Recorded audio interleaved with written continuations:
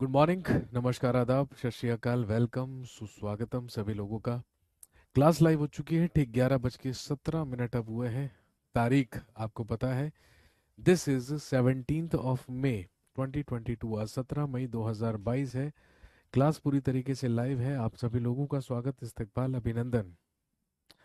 अमन, शिल्पी, सौरभ, बॉबी, पिंकी, मनीष, अनिकेत, सुमित्रा, राजन, कुंदन, जितेंद्र, राजेश, विपिन, शिवानी, संजीव, तेजवीर, रोशन, Manish, are के, आबिद, प्रभाष, पप्पू, उज्जवल, निर्मल, धीनेन्द्र, अमन, ध्यानचंद, अंकुर, चमन, प्रतीक, निशु, सिंटू, नितिन, आनंदिता, अंकुर, जितेंद्र, अमृत और सुमंत, अभिषेक और कविता। ये कुछ लोग हैं जिनके कमेंट्स मैं यहाँ पर पढ़ पाया हूँ। आप सभी लोगों का इस्तकबाल है, स्वागत है। और दोस्तों, जैसा कि आप जानते हैं कि मैंने आपसे कहा था कि इंडियन हिस्ट्री, भारतीय इतिहास में 3 मेजर पार्ट्स होते हैं, जिसे हम 3 महत्वपूर्ण भागों में क्या करते हैं, विभाजित करते हैं। एंशियंट इंडिया, मेडिवल इंडिया और मॉडर्न इंडिया। और इन्हीं तीनों इंपॉर्टेंट भागों में से, एंशियंट, मेडिवल और मॉडर्न में से, तो आज हम शुरुआत करेंगे किसके बारे में? हेडिंग डाल लीजिए, मॉडर्न इंडिया। मॉडर्न इंडिया, या जिसे आप हिंदी में कह सकते हैं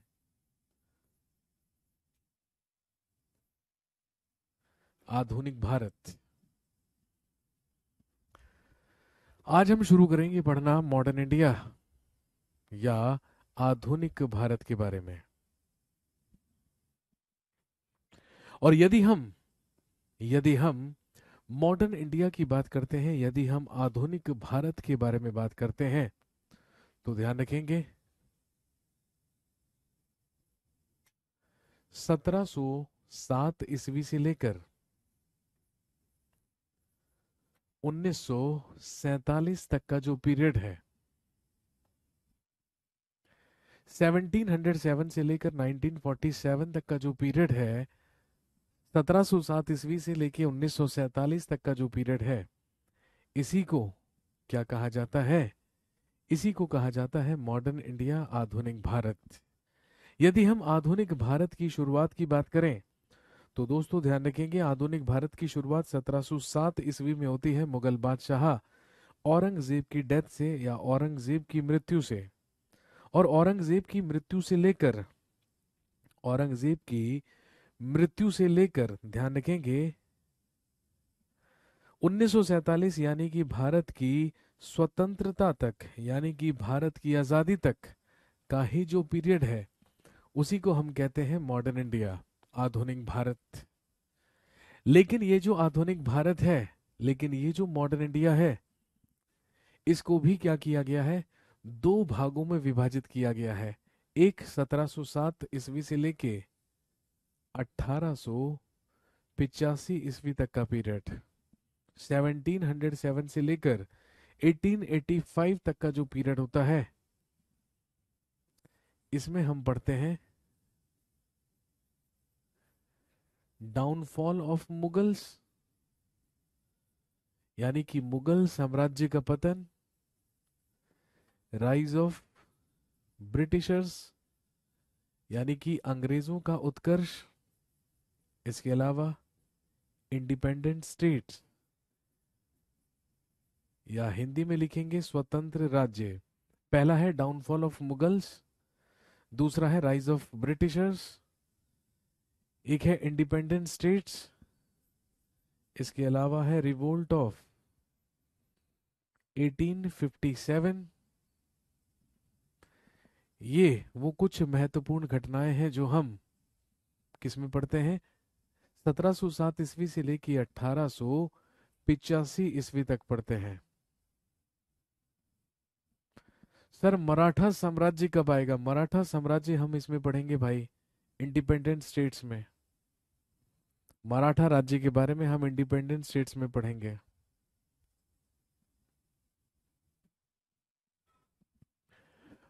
और ध्यान रखेंगे मॉडर्न इंडिया का सेकंड पार्ट होता है 1885 से 1947 तक, जिसे कहा जाता है इंडियन नेशनल मूवमेंट, जिसे कहा जाता है भारतीय राष्ट्रीय आंदोलन। ये कहलाता है इंडियन नेशनल मूवमेंट या भारतीय राष्ट्रीय आंदोलन। तो मॉडर्न इंडिया के भी दो भाग हैं। तो हम शुरुआत करेंगे दोस्तों मॉडर्न इंडिया से, जिसमें हम पढ़ेंगे 1707 ईस्वी से लेके 1947 तक का पीरियड।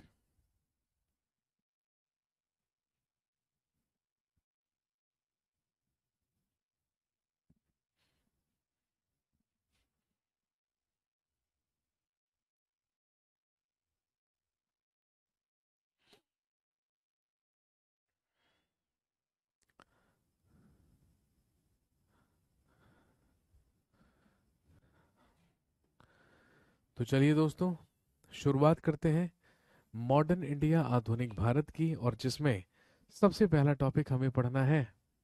हेडिंग डाल लीजिए, downfall of downfall of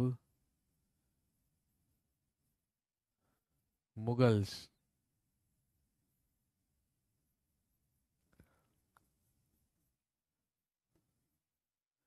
Hindi में लिखेंगे मुगलों का पतन। डाउनफॉल ऑफ मुगल्स या मुगलों का पतन।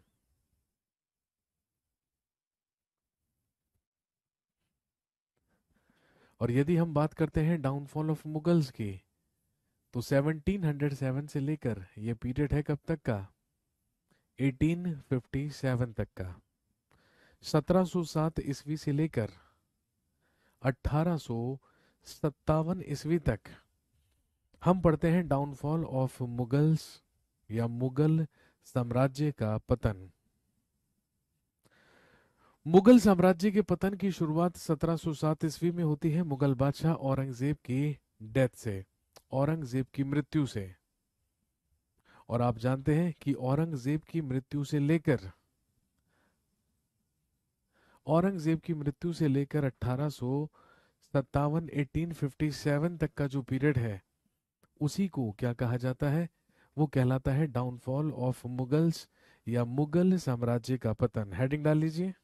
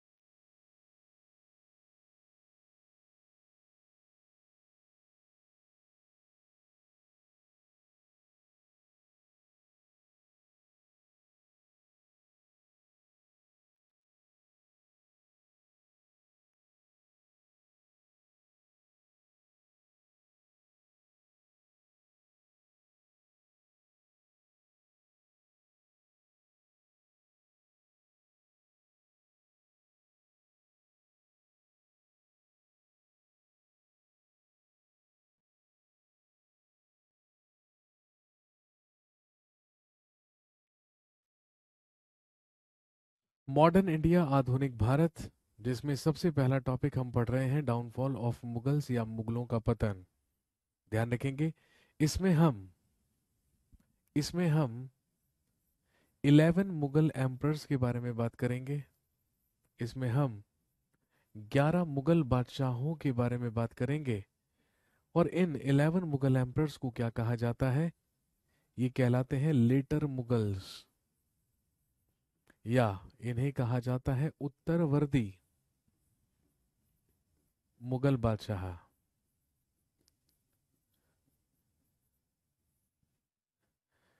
ये कहलाते हैं लेटर मुगल्स या उत्तरवर्ती मुगल बादशाह।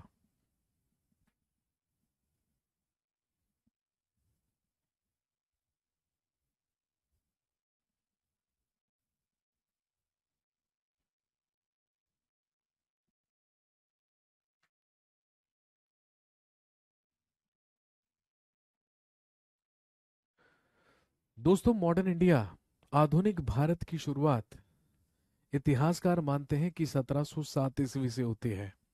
क्यों होती है?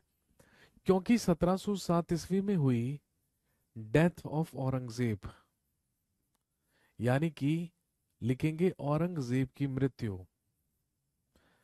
1707 ईस्वी में औरंगजेब की मृत्यु हुई थी। कहां पर? महाराष्ट्र के अहमदनगर में।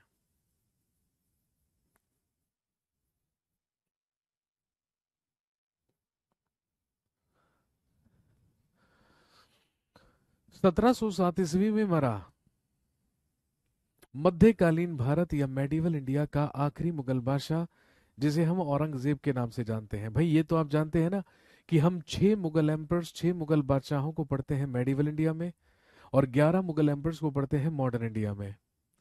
वैसे तो मुगल साम्राज्य की स्थापना 1526 ईस्वी में की थी बाबर ने, लेकिन 1526 से लेके 1707 तक, 1526 से लेके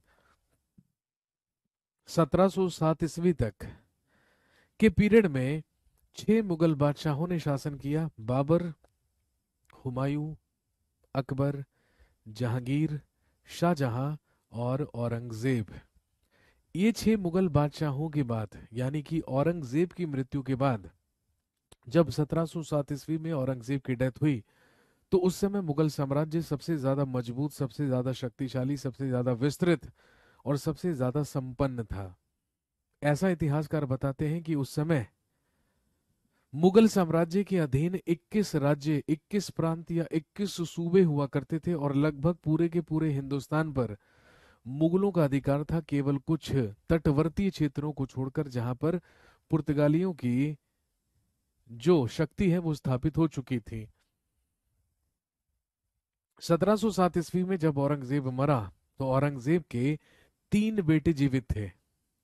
हालांकि औरंगजेब के 5 बेटे थे, लेकिन जब ये मरा था तो इसके 5 बेटों में से केवल इसके 3 पुत्र जीवित थे, जिनके नाम थे, बड़े का नाम था मुअज्जम, दूसरे का नाम था आजम, और तीसरे का नाम था कामबख्श। सबसे बड़ा, ध्यान रखेंगे, मुअज्जम, दूसरा आजम, और तीसरा कामबख्श। औरंगजेब के मरने के बाद औरंगजेब के 3 पुत्र जीवित थे, मुअज्जम, आजम और कामबख्श। और जैसे ही 1707 ईस्वी में औरंगजेब की डेथ हुई, तो ध्यान रखेंगे मुअज्जम और आजम के बीच 1707 ईस्वी में एक युद्ध लड़ा गया, जो कहलाता है बैटल ऑफ जजाओ, जो कहलाता है जजाओ का युद्ध, बैटल ऑफ जजाओ या जजाओ का युद्ध। और ध्यान रखेंगे इसी युद्ध में मुअज्जम डिफीटेड एंड किल्ड आजम। इसी युद्ध में मुअज्जम ने आजम को पराजित करके उसकी हत्या की, और यही मुअज्जम भारत का अगला मुगल बादशाह बना। किस नाम से? ध्यान रखेंगे, बहादुर शाह के नाम से, या शाह आलम के नाम से।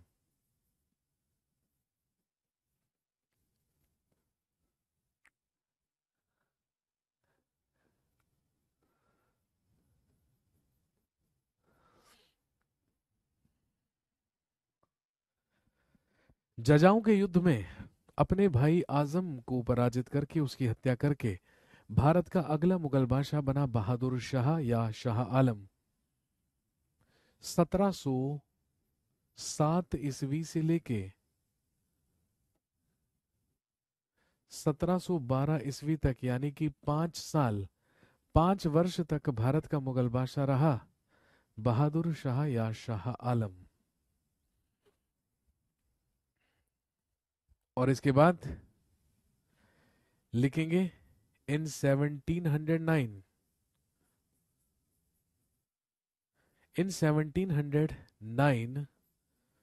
मुअज्जम किल्ड, लिखेंगे मुअज्जम किल्ड कामबख्श नियर हैदराबाद। लिखेंगे 1709 ईस्वी में, 1709 ईस्वी में मुअज्जम ने हैदराबाद के निकट, 1709 ईस्वी में मुअज्जम ने हैदराबाद के निकट काम बख्श की भी हत्या की। काम बख्श की भी हत्या की। कहने का मतलब मुअज्जम ही अपने दोनों भाई आजम और काम बख्श की हत्या करके भारत का अगला मुगल बादशाह बना। लेकिन ये भारत का मुगल बादशाह बना 65 वर्ष की आयु में। He was 65 years old that time. इसीलिए बहादुर शाह ही माना जाता है, ध्यान रखेंगे, सबसे ज्यादा उम्र में भारत का मुगल बादशाह बनने वाला कौन माना जाता है? बहादुर शाह प्रथम या शाह आलम प्रथम? आपसे पूछेंगे सबसे कम उम्र में मुगल बादशाह बनने वाला शासक कौन था? तो आप याद रखेंगे जलालुद्दीन मोहम्मद अकबर 13 साल की उम्र में ही भारत का मुगल बादशाह बन गया था। मेडिवल पीरियड में हम पढ़ते हैं। लेकिन सबसे ज्यादा उम्र में यदि बात की जाए तो बहादुर शाह या शाह आलम ही 65 वर्ष की आयु में भारत का मुगल बादशाह बना था। क्योंकि 65 वर्ष की आयु में बना था, इसीलिए ये इतिहास में प्रसिद्ध है। इसी को कहा जाता है बूढ़ा बादशाह। इसी को कहा जाता है बूढ़ा बादशाह। और ध्यान रखेंगे यही इतिहास में प्रसिद्ध है। किस नाम से? इसे ही कहा जाता है शाहे बेखबर।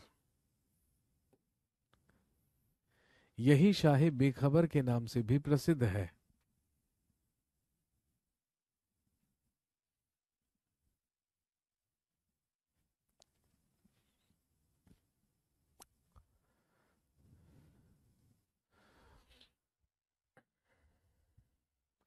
इतिहासकारों का कहना है कि जितना योग्य और जितना अनुशासित औरंगजेब हुआ करता था, उतने ही अयोग्य उसके उत्तराधिकारी साबित हुए।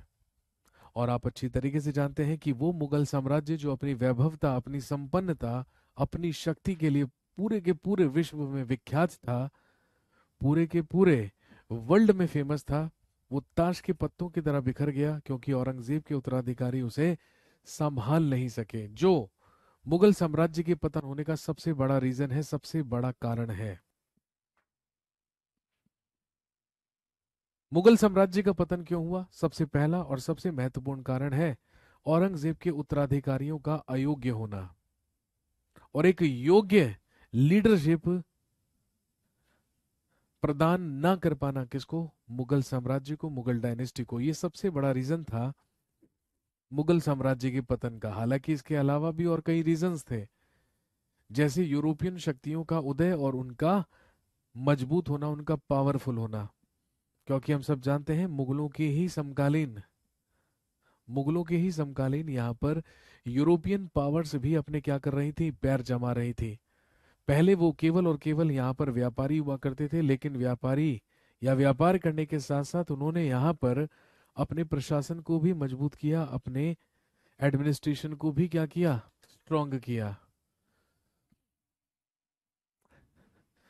जब बहादुर शाह या शाह आलम प्रथम भारत का मुगल बादशाह बना, तो भाई आप जानते हैं उस टाइम आधे से ज्यादा हिंदुस्तान को आधे से ज्यादा हिंदुस्तान को अपना दुश्मन बनाकर कौन मरा था? औरंगजेब मरा था। इसीलिए ध्यान रखेंगे बहादुर शाह के द्वारा या शाह आलम के द्वारा सभी शासकों के साथ मेल मिलाप की नीति अपनाई गई। सबसे पहला काम लिखेंगे इन 1707 Shahu got free from Mughals. लिखेंगे शाहू मुगलों की कैद से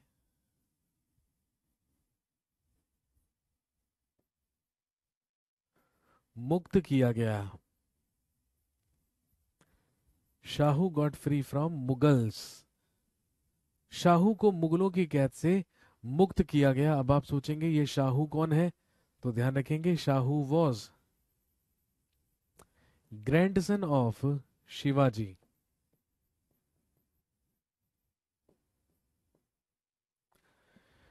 शिवाजी का पौत्र, शिवाजी का ही पोता हुआ करता था शाहू।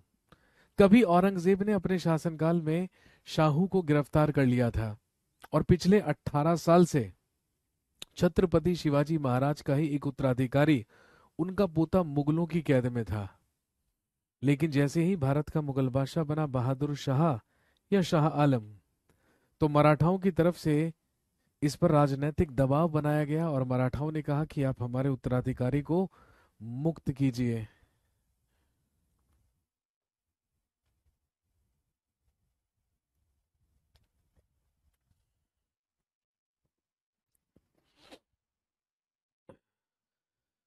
तो उसी शाहू को मुगलों के द्वारा आजाद कर दिया गया 1707 ईस्वी में, क्योंकि औरंगजेब के शासनकाल में मुगलों से लोहा लेने वाले, मुगलों से संघर्ष करने वाले केवल दो ही समुदाय हुआ करते थे, केवल दो ही कम्युनिटीज हुआ करती थी। उत्तर में सिख कम्युनिटी, उत्तर में सिख, और यदि हम दक्षिण की बात करें तो ध्यान रखेंगे दक्षिण में मराठा हुआ करते थे, जो हमेशा जो हमेशा मुगलों से लोहा लिया करते थे, हमेशा मुगलों से संघर्ष किया करते थे।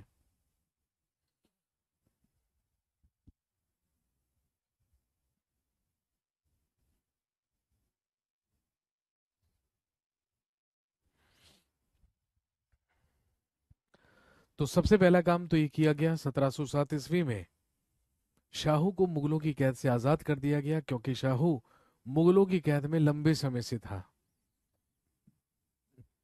शाहू मुगलों की कैद से आजाद हुआ और जाकर मराठा साम्राज्य का अगला शासक बना। किस नाम से? छत्रपति शाहू महाराज के नाम से।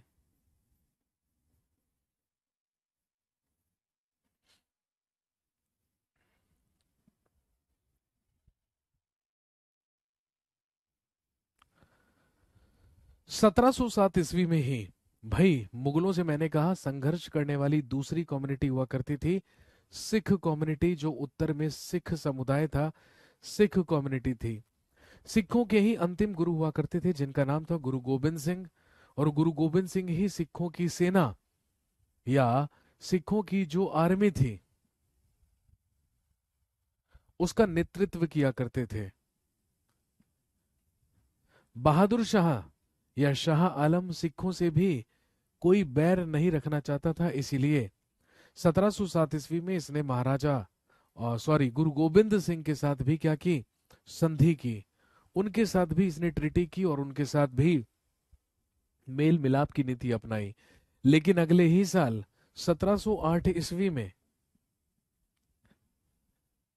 भाई 1707 ईस्वी में तो इसने गुरु गोबिंद सिंह के साथ संधि कर ली थी, लेकिन 1708 ईस्वी में गुरु गोबिंद सिंह डाइट। महाराष्ट्र के नांदेड़ नामक स्थान पर अजीम खान नाम के व्यक्ति के द्वारा गुरु गोबिंद सिंह की हत्या कर दी गई 1708 ईस्वी में। और जैसे ही और जैसे ही 1708 ईस्वी में गुरु गोबिंद सिंह की डेथ हुई, गुरु गोबिंद सिंह की हत्या की गई, तो बस मुगलों के खिलाफ सिखों का संघर्ष फिर से शुरू हो गया।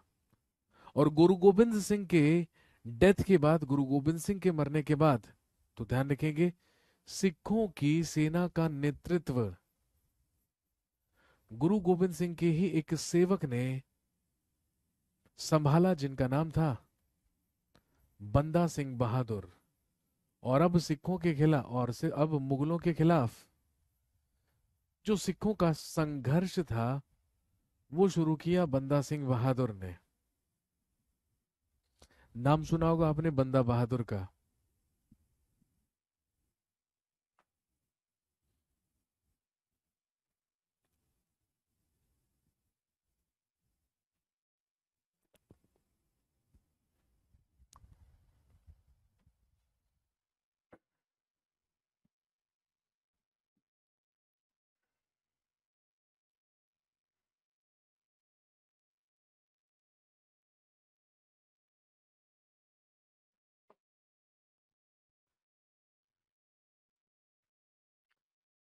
लिखेंगे इन 1712। लिखिए ड्यूरिंग अ मिशन अगेंस्ट बंदा बहादुर।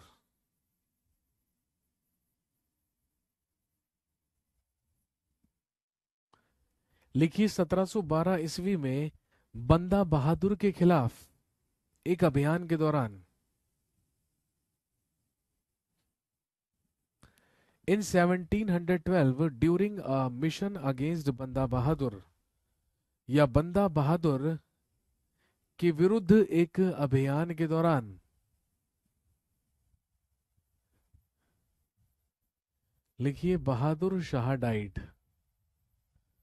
बहादुर शाह की मृत्यु हुई। बहादुर शाह डाइड या बहादुर शाह की मृत्यु हुई। और बहादुर शाह की मृत्यु होने के बाद भारत का अगला मुगल बादशाह इसी का एक पुत्र जिसका नाम था जहांगीर शाह।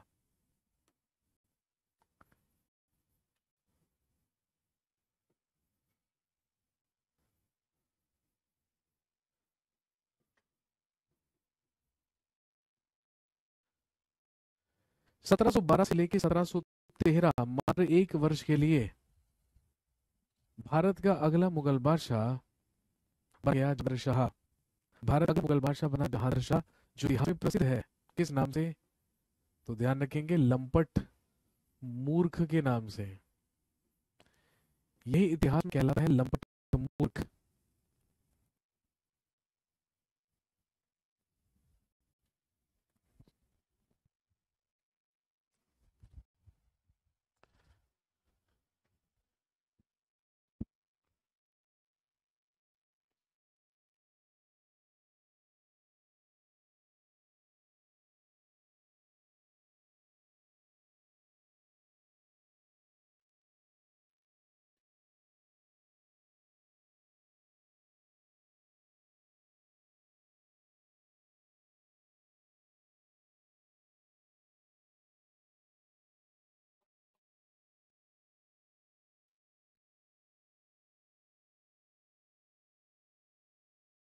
भारत का अगला मुगल बादशाह बना जहांगीर शाह, जो कि बहादुर शाह के ही चार पुत्रों में से एक था। इसी भारत मुगल बादशाह में बादशाह बनने में मदद की थी एक व्यक्ति ने जिसका नाम था जुल्फिकार खान।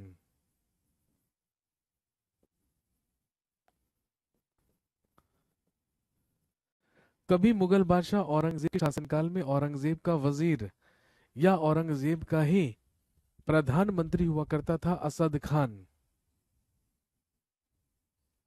और उसी असद खान का बेटा हुआ करता था जुल्फिकार खान, जिसने जहांगीर शाह को भारत का अगला मुगल बादशाह बनने में मदद की थी।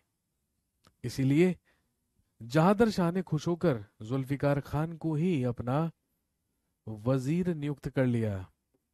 और ये जो जुल्फिकार खान था ये जहांगीर शाह का वजीर बन गया, प्रधानमंत्री बन गया।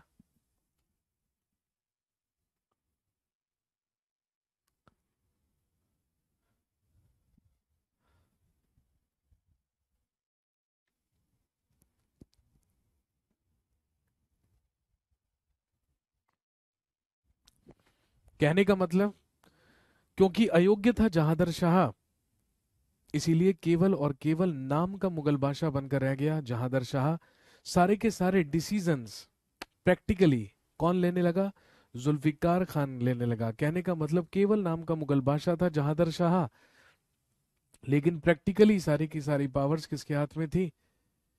जुल्फिकार खान के हाथ में थी। जहांगीर शाह के ही शासनकाल में राजस्थान के दो राजपूत शासकों के द्वारा विद्रोह कर दिए गए।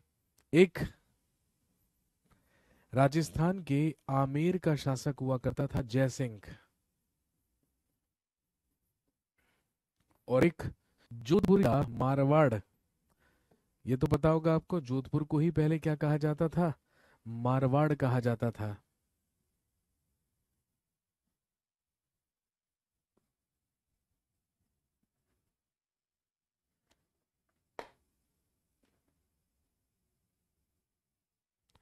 और उस समय मारवाड़ का राजा हुआ करता था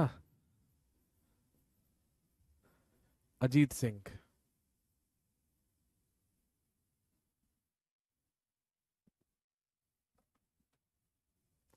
उस समय मारवाड़ का राजा हुआ करता था अजीत सिंह।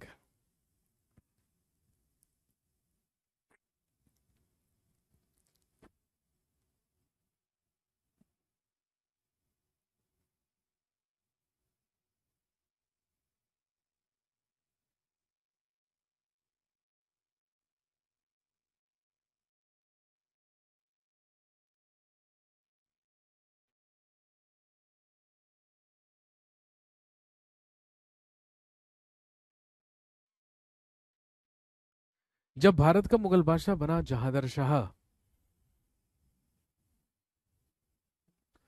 तो जहांदर शाह के ही शासनकाल में उसका वजीर बना दिया गया जुल्फिकार खान को, जो कि प्रैक्टिकली शासन कर रहा था मुगल साम्राज्य में। राजस्थान के दो राजपूत शासकों ने मुगलों के खिलाफ विद्रोह कर दिया। एक आमेर का शासक जिसका नाम था जयसिंह, जो असंतुष्ट था मुगल बादशाह के शासन से, और दूसरा मारवाड़ का राजा अजीत सिंह, जो भी नाखुश था और नाराज था किससे, मुगलों से। तो ध्यान रखेंगे, आमेर के राजा जयसिंह और मारवाड़ के राजा अजीत सिंह के साथ मेल मिलाप की नीति अपनाने का काम किसने किया? जुल्फिकार खान ने। जहांदर शाह का ही वजीर जुल्फिकार खान राजस्थान गया और इसने जाकर आमेर के राजा जयसिंह को मालवा की सूबेदारी सौंपी और इसे मालवा का सूबेदार बनाया गया। और इसके अलावा अजीत सिंह को गुजरात की सूबेदारी सौंपी गई, क्योंकि मालवा भी और गुजरात भी दोनों ही मुगल साम्राज्य के अधीन आने वाले क्या थे? सूबे थे, प्रांत थे या राज्य थे। और इतना ही नहीं, जयसिंह को जुल्फिकार खान के द्वारा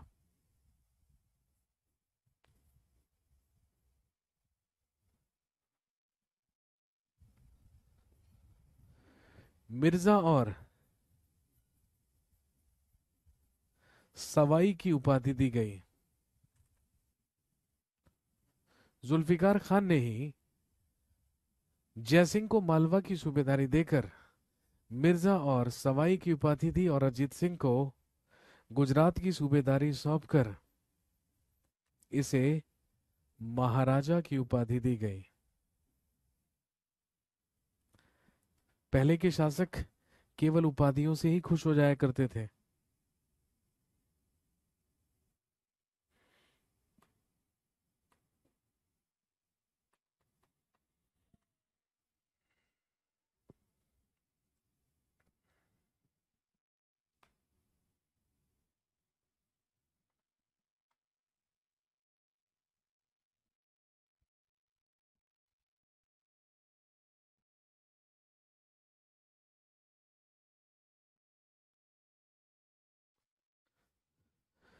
तो ध्यान रखेंगे, आमेर के राजा जयसिंह को मालवा की सूबेदारी देकर मिर्जा और सवाई की उपाधि प्रदान की गई, और उधर मारवाड़ के राजा अजीत सिंह को गुजरात की सूबेदारी देकर उसे महाराजा की उपाधि दी गई। लेकिन प्रॉब्लम तो तब खड़ी हुई जब जहांदर शाह का दिल दिल्ली की एक तवायफ पर आ गया जिसका नाम था लाल कुंवर। मुगल बादशाह जहांदर शाह की एक प्रेमिका हुआ करती थी जिसका नाम था लाल कुंवर, और ये दिल्ली की एक प्रसिद्ध वैश्या थी, यानी कि तवायफ थी।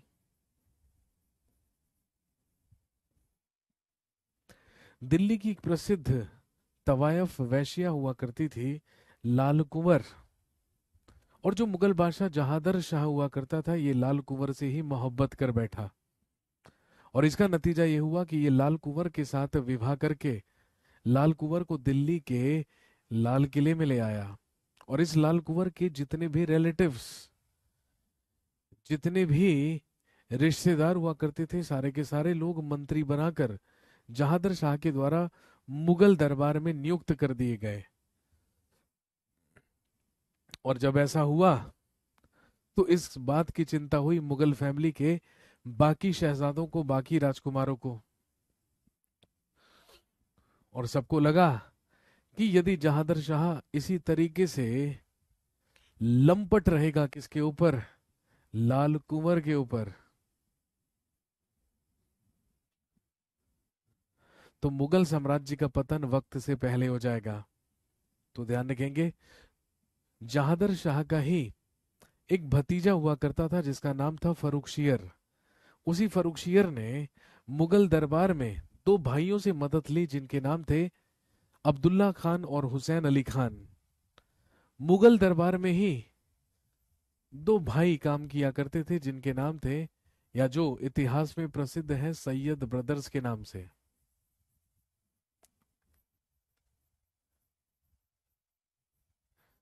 सैयद ब्रदर्स या सैयद बंधु।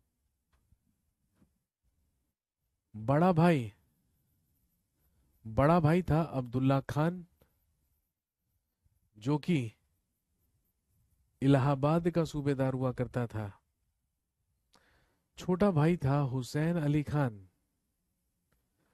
और ये जो हुसैन अली खान था, ये सूबेदारी संभाल रहा था कहाँ की, पटना की। तो उस समय इलाहाबाद और पटना की सूबेदारी संभाल रहे थे ये दोनों भाई, अब्दुल्ला खान और हुसैन अली खान। ये दोनों सैयद ब्रदर्स या सैयद बंधुओं के नाम से इतिहास में प्रसिद्ध है। जहादर शाह का ही एक भतीजा हुआ करता था जिसका नाम था फर्रुखशियर। उसी फर्रुखशियर ने सैयद बंधुओं की ही मदद से मुगल बादशाह जहादर शाह की हत्या करवाई, और जहादर शाह की हत्या करवाकर खुद ये भारत का मुगल बादशाह बन बैठा। किस नाम से? तो ध्यान रखेंगे, फर्रुखशियर के नाम से।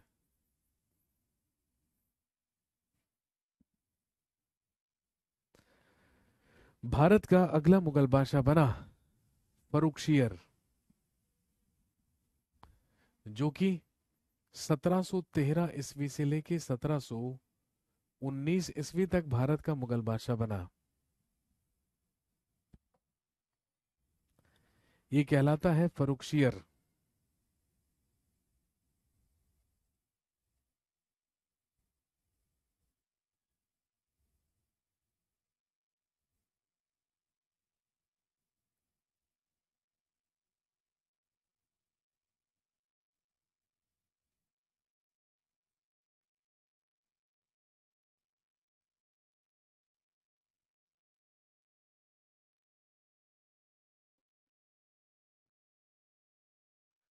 भारत का अगला मुगल बादशाह बन गया फर्रुखशियर। और दोस्तों ध्यान रखेंगे, फर्रुखशियर ही इतिहास में प्रसिद्ध है। इसे कहा जाता है घृणित कायर। भारत के इतिहास में घृणित कायर के नाम से प्रसिद्ध है फर्रुखशियर। अब भारत का अगला मुगल बादशाह फर्रुखशियर बन गया। किसके रहमो करम से बन गया? सैयद बंधुओं के, सैयद ब्रदर्स के। भाई क्योंकि आप जानते हैं कि जो सैयद ब्रदर्स थे, जो सैयद बंधु थे, उन्होंने ही महत्वपूर्ण भूमिका निभाई थी भारत का मुगल बादशाह फर्रुखशियर को बनाने में। इसीलिए फर्रुखशियर ने खुश होकर इसीलिए फर्रुखशियर ने खुश होकर सैयद बंधुओं में से बड़े भाई अब्दुल्ला खान को बनाया अपना वजीर, और छोटे भाई हुसैन अली खान को अपना मीर बख्शी। अब आप ये सोचेंगे कि मीर बख्शी क्या होता है, तो दोस्तों ध्यान रखेंगे, मुगल साम्राज्य में सेनापति को ही क्या कहा जाता था? मीर बख्शी कहा जाता था। तो बड़ा भाई मुगल साम्राज्य का प्रशासनिक अधिकारी बना, कहने का मतलब वजीर बना, और सेनापति बना दिया गया हुसैन अली खान को।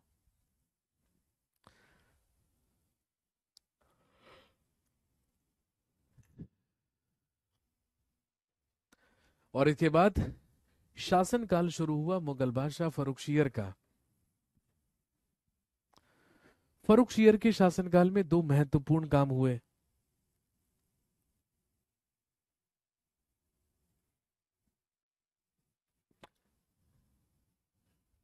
सबसे पहला काम, लिखेंगे ही अपॉइंटेड लिखेंगे ही अपॉइंटेड निजाम उल मुल्क,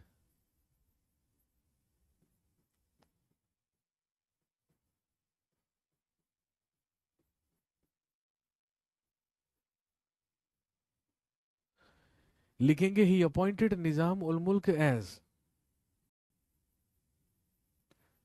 सूबेदार ऑफ डेक्कन। इसने निजाम उल मुल्क को दक्कन का सूबेदार नियुक्त किया। इसने निजाम उल मुल्क को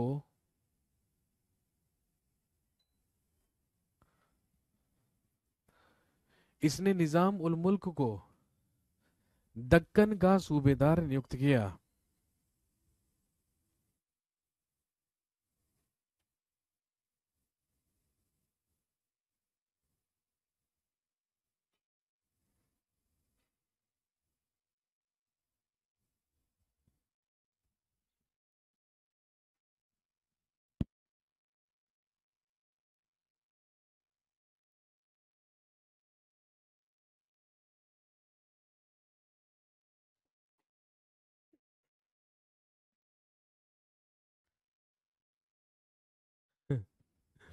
सर लाइन वाइज कराइए, लिखवाइए, कॉपी में अच्छे से नोट नहीं हो रहा है। अबे कॉपी बनाने के नंबर नहीं मिलेंगे नालायकों, याद करने के मिलेंगे।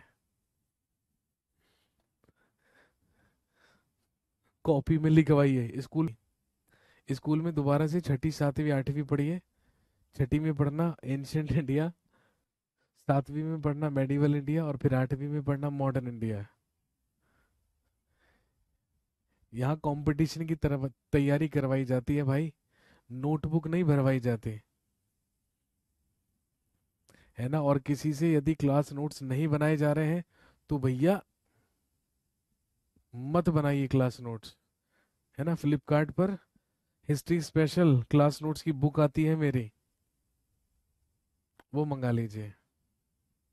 क्योंकि सिंपल सी बात है, जब ये क्लास ओवर हो जाएगी तो इस बोर्ड पर मैं जो भी लिखवा रहा हूँ ना, जो भी नोट्स बनवाए जा रहे हैं, उन सब का पीडीएफ आपको भेज दिया जाएगा। अब जिस तरीके से तुम चाह रहे हो ना, उस तरीके से तो एक साल कम है हिस्ट्री का सिलेबस पूरा करने के लिए।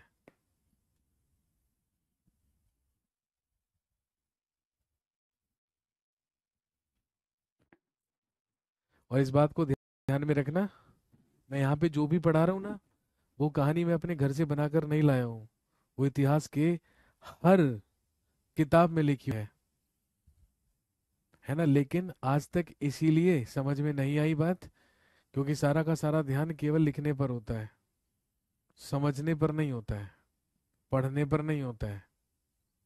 और जब तक समझेंगे और पढ़ेंगे नहीं, तब तक एग्जाम में क्वेश्चन ठीक कहां से होगा। फर्रुखशियर भारत का मुगल बादशाह बना। फर्रुखशियर ने अपना वजीर बना लिया अब्दुल्ला खान को, अपना मीर बख्शी सेनापति बना लिया हुसैन अली खान को। पहले अब्दुल्ला खान इलाहाबाद का सूबेदार हुआ करता था और हुसैन अली खान पटना का, लेकिन अब एक बड़ा भाई वजीर बन चुका था, छोटा भाई सेनापति बन चुका था। और ध्यान रखेंगे, फर्रुखशियर ने ही निजाम उल मुल्क नाम के व्यक्ति को, निजाम उल मुल्क का ही वास्तविक नाम क्या था? ध्यान रखेंगे, इसका वास्तविक नाम था चिनक्लिच खान।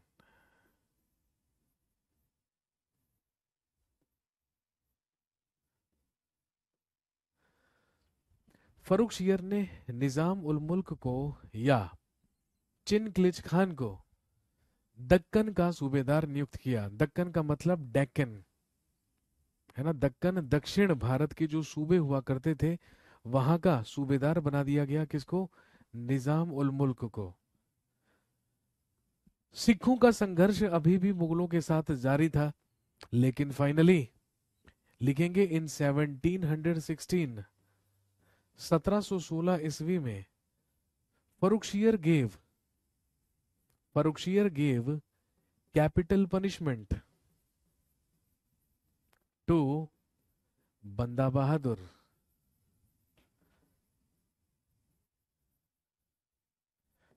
लिखिए 1716 ईस्वी में फर्रुखशियर के द्वारा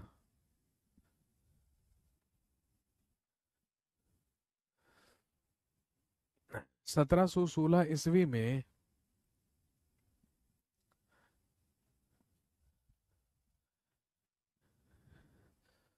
लिखेंगे फर्रुख शेर के द्वारा बंदा बहादुर को मृत्यु दंड दे दिया गया। फर्रुख शेर के द्वारा बंदा बहादुर को मृत्यु दंड दे दिया गया। और इसी के अगले साल लिखेंगे in 1717 he gave a golden ordinance to the Britishers. लिखेंगे इसने अंग्रेजों को स्वर्णिम फरमान इसने अंग्रेजों को स्वर्णिम फरमान प्रदान किया। In 1717 he gave a golden ordinance to the Britishers. इसने अंग्रेजों को एक स्वर्णिम फरमान प्रदान किया। अब ये गोल्डन ऑर्डिनेंस क्या था, ये स्वर्णिम फरमान क्या था? दोस्तों ध्यान रखेंगे, एक बार मुगल बादशाह फर्रुखशियर के पांव में एक फोड़ा हुआ। उसने सारी जगह इलाज करवाया लेकिन कोई भी चिकित्सक, कोई भी वैद्य उसे ठीक नहीं कर पाया।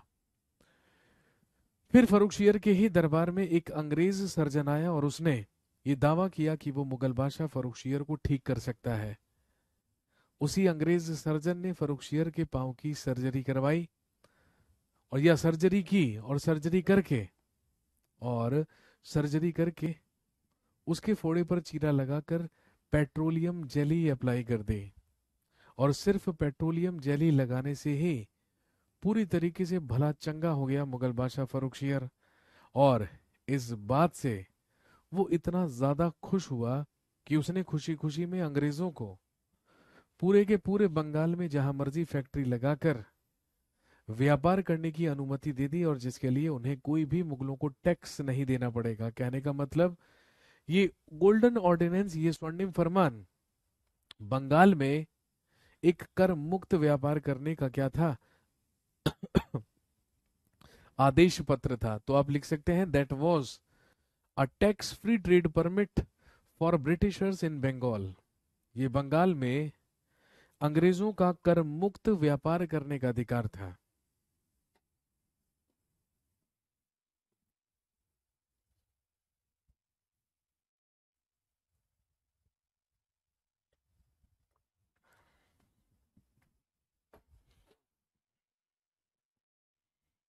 ये बंगाल में अंग्रेजों के द्वारा कर मुक्त व्यापार करने का ही एक अधिकार था। धीरे धीरे नाम का मुगल बादशाह बनकर रह गया फर्रुखशियर और प्रैक्टिकली शासन करने लगे मुगल साम्राज्य में सैयद ब्रदर्स या सैयद बंधु।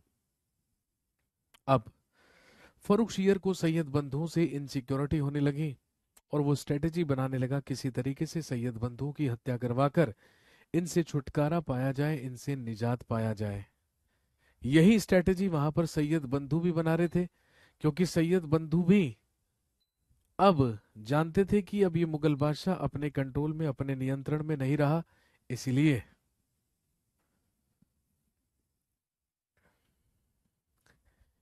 इसीलिए अब इसकी हत्या करवाकर किसी ऐसे व्यक्ति को मुगल बादशाह बना देना चाहिए जो अपने नियंत्रण में रहे, जो अपने कंट्रोल में रहे। लेकिन मुगल बादशाह फर्रुखशियर की हत्या करवाने में मदद किससे ली जाए? तो भाई मुगलों के सबसे बड़े दुश्मन तो कौन है? मराठास। और उस समय मराठाओं का रूलर हुआ करता था शाहू। लेकिन मराठाओं का शासन, प्रशासन खुद शाहू नहीं चलाया करता था, बल्कि शाहू का ही प्रधानमंत्री चलाया करता था, जिसे कहा जाता था पेशवा। मराठा साम्राज्य में ध्यान रखेंगे प्रधानमंत्री को ही क्या कहा जाता था? पेशवा कहा जाता था। और उस समय मराठाओं का पेशवा हुआ करता था बालाजी विश्वनाथ।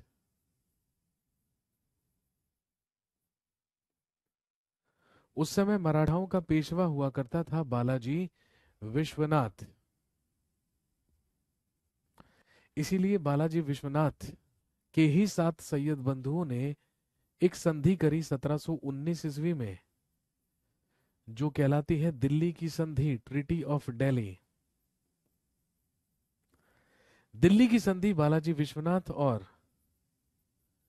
सैयद बंधुओं के बीच हुई, और इस संधि में दिल्ली में सैयद बंधुओं ने बालाजी विश्वनाथ के साथ ये संधि की कि पहले बालाजी विश्वनाथ सैयद बंधुओं की मदद करेंगे मुगल बादशाह फर्रुखशियर को मरवाने में, और जब उसके बाद मराठाओं की सेना चढ़ाई करेगी दिल्ली पर, दिल्ली के लाल किले पर, तो उसमें सैयद बंधु मदद करेंगे किसकी?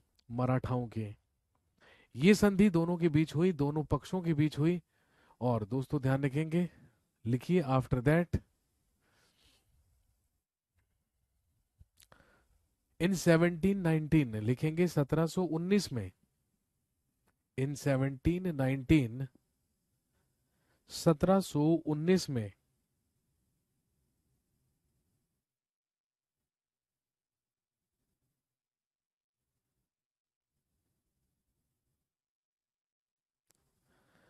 इन 1719 या 1719 ईस्वी में, लिखिए Farrukhsiyar, Farrukhsiyar was killed by, Farrukhsiyar was killed by, या लिखेंगे Farrukhsiyar was killed with the help of Balaji Vishwanath, लिखेंगे बालाजी विश्वनाथ की मदद से फर्रुखशियर की हत्या करवा दी गई। बालाजी विश्वनाथ की मदद से फर्रुखशियर की हत्या करवा दी गई, और फर्रुखशियर की हत्या करवाकर 1719 ईस्वी में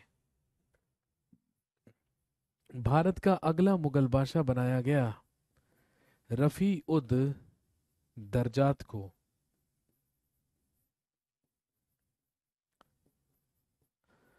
भारत का अगला मुगल बादशाह बना रफी उद दरजात 1719 में, लेकिन कुछ ही महीनों तक सिंहासन पर बैठ पाया, उसके बाद इसकी डेथ हो गई, इसकी मृत्यु हो गई।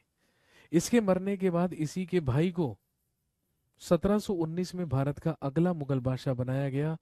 इसका नाम था रफी उद दौला।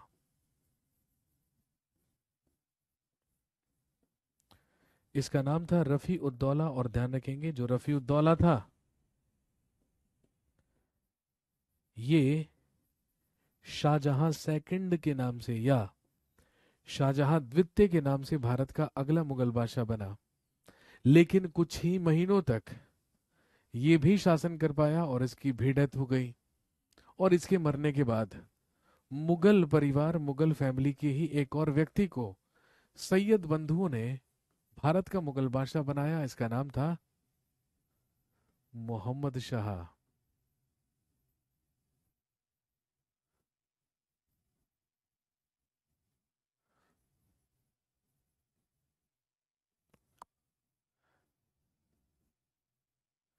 भारत का अगला मुगल बादशाह बना मोहम्मद शाह। 1719 ईस्वी से लेके 1748 ईस्वी तक भारत का अगला मुगल बादशाह बना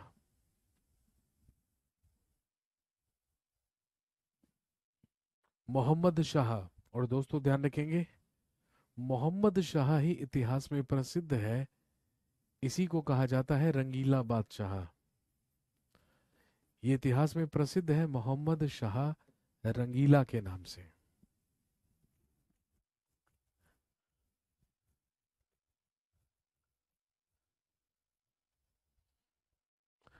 ये जो यूरोपियन कंपनीज आई थी इंडिया में, इन सबको ईस्ट इंडिया कंपनी क्यों बोलते हैं? कमाल की बात है मेरे भाई।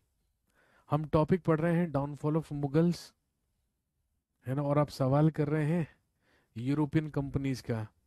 अब कल जब मैं यूरोपियन कंपनीज पढ़ा रहा हूँगा, तो तू मेरे से मुगल बादशाहों के बारे में सवाल कर रहा होगा।